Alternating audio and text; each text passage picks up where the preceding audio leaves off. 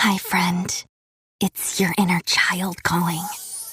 And they want churros. A new toy. And a new adventure. Or maybe 5. With the bestest besties on Earth. Find your moment at Walt Disney World Resort. At Designer Shoe Warehouse, we believe that shoes are an important part of, well, everything. From first steps to first dates, from all-nighters to all-time personal bests. From building pillow forts to building a life.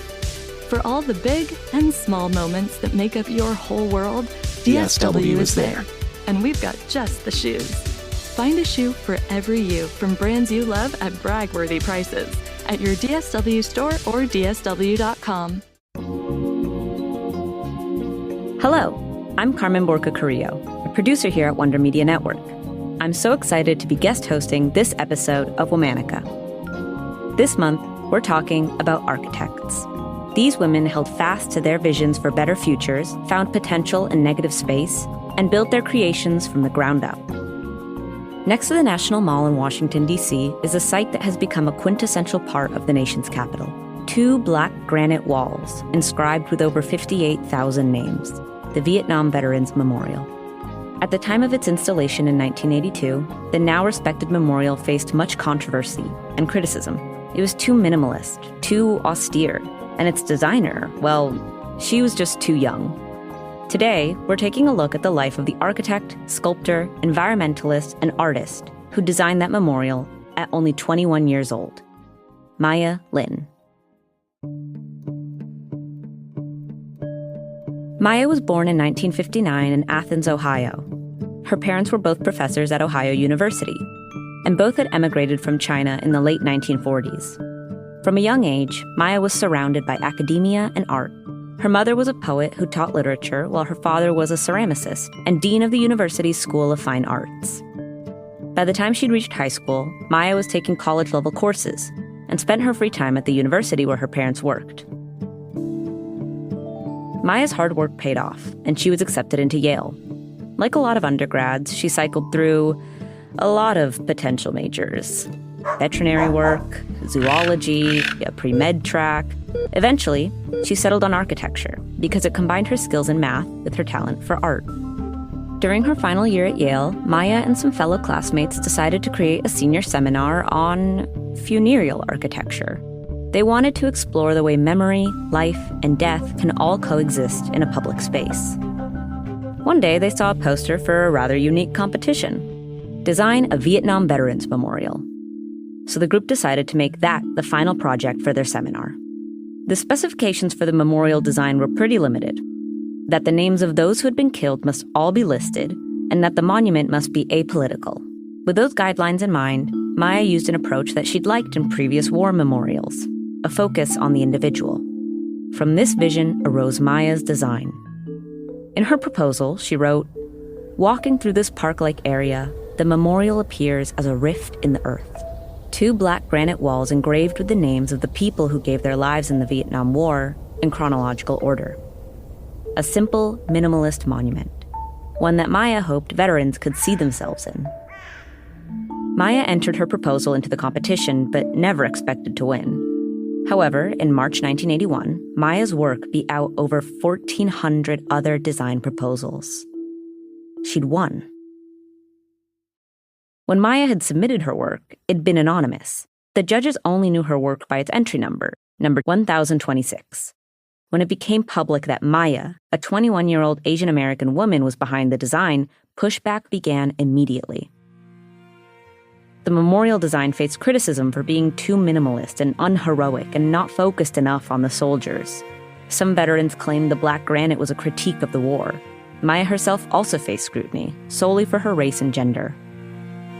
After a few design compromises, the memorial was eventually built according to Maya's vision. But tensions were still so high that at the dedication ceremony in 1982, she wasn't named as the designer. Shortly after its opening, the memorial began to see millions of visitors a year and has become a ritual visit for many traveling to Washington, D.C.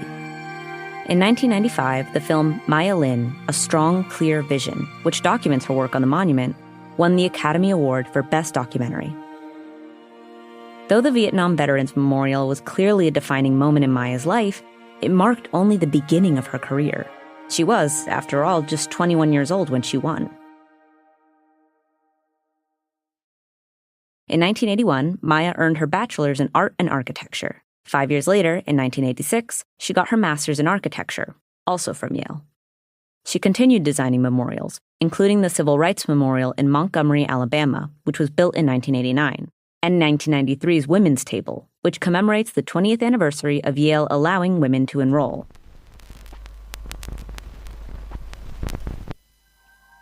Her most recent memorial, which she also stated is her last memorial, is titled What is Missing? What's been really the exploration for me is that the multimedia monument, which includes both physical artwork as well as an interactive website, focuses on the places and species that have gone or will go extinct on our planet. Reveal in my art a little bit about nature that literally is invisible to us.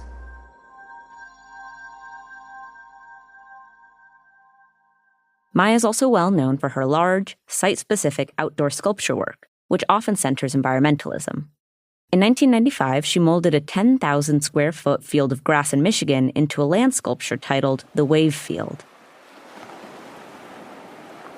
She based it on the shape of a simple water wave. Her largest work in this realm is the Storm King Wave Field, completed in 2009.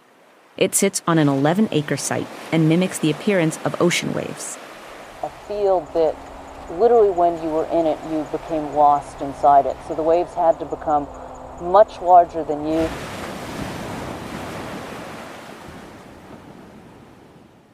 In 2021, she created the installation Ghost Forest in Madison Square Park in New York City. The installation saw 49 Atlantic white cedar trees, which had been killed by saltwater inundation due to climate change, relocated to the bustling city park. Recently, she also completed a redesign of the Nielsen Library at Smith College in Massachusetts, which incorporated the historic elements of the campus while also updating the library and making it one of the most environmentally sustainable buildings of its kind. Maya's work in both the realms of art and architecture have led her to receive many awards, including the National Medal of Arts in 2009, as well as the Presidential Medal of Freedom in 2016, both awarded to her by former President Barack Obama. In 2000, she released her first book, an autobiographical, visual, and written sketchbook of her work and practice titled Boundaries. In it, she writes, "I see myself existing between boundaries, a place where opposites meet, science and art and architecture, east and west. My work originates from a simple desire to make people aware of their surroundings." Maya resides and works in New York City. All month, we're talking about architects. For more information, find us on Facebook and Instagram at Womanica Podcast. Special thanks to Jenny and Liz Kaplan for having me as a guest host. Talk to you tomorrow. She's seen Encanto more times than she can count. And she can count to 10. She mentioned Mirabel in every conversation. But the moment she actually met Mirabel, she was speechless. That's pura magia. Find yours at Walt Disney World Resort. 5 years, 10 months, and 2 days. That's how long it took to grow the 38 inches to ride on Cali River Rapids. But the moment the wait finally ended, that was pura magia. Discover it at Walt Disney World Resort. The Unshakables podcast is kicking off season 2 with an episode you won't want to miss.